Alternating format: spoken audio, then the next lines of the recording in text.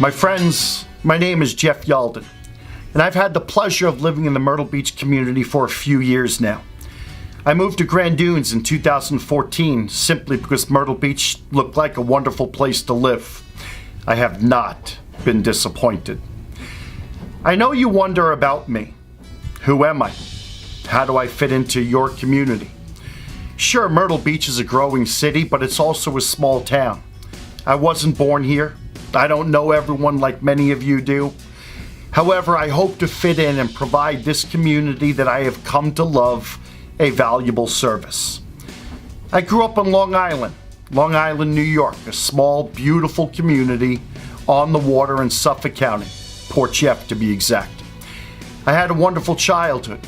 I recall growing up unaware of depression, mental illness, alcoholism, or anything of that nature. I have no recollection of ever hearing those terms, but I do remember a girl on my elementary school bus named Holly. Let me repeat that. My elementary school bus.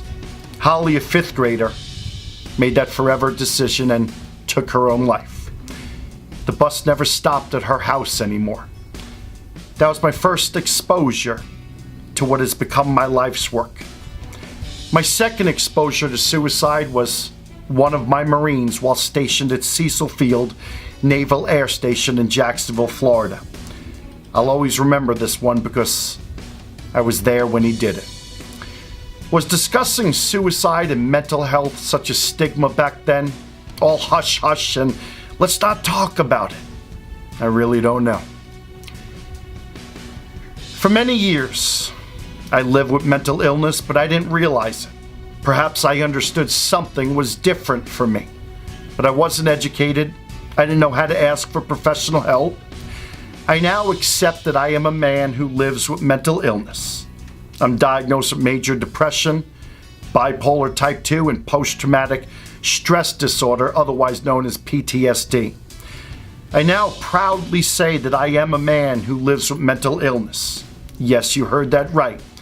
I am actually proud. Not sure why, though. Is it that I recognize that I'm the healthiest I've ever been? Is it that I now know why I'm having an emotion or a feeling?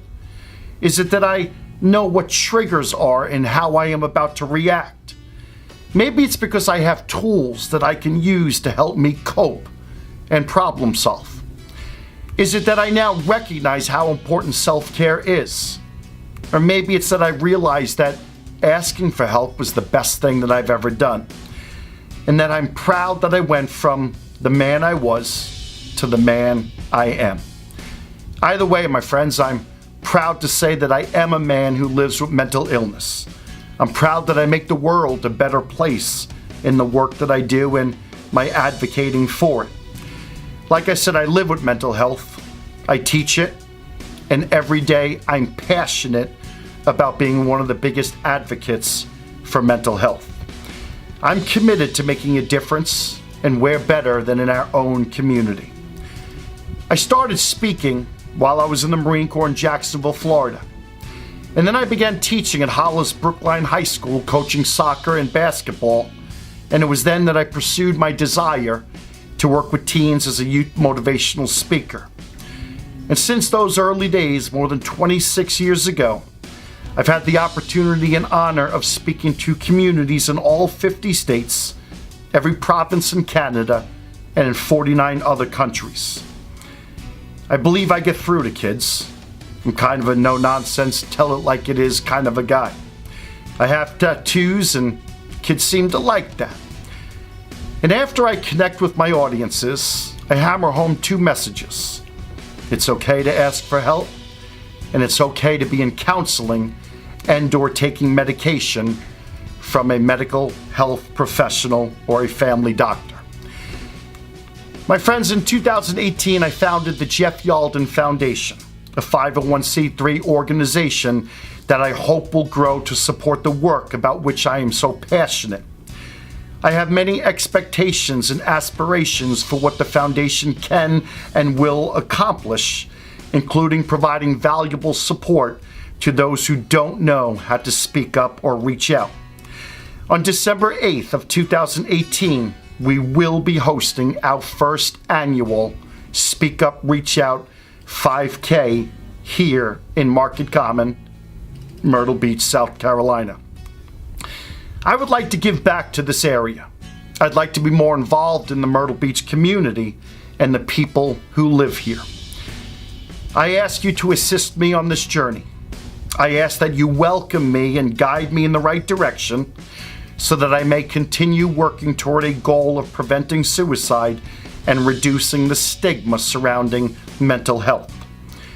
You can learn more about me by visiting the Foundation's website at jeffyaldenfoundation.com or our Facebook page at Mental Hydration. And please feel free to reach out to me. My contact information is listed on the webpage, but you might also be able to remember my email address, jeff@jeffyalden.com.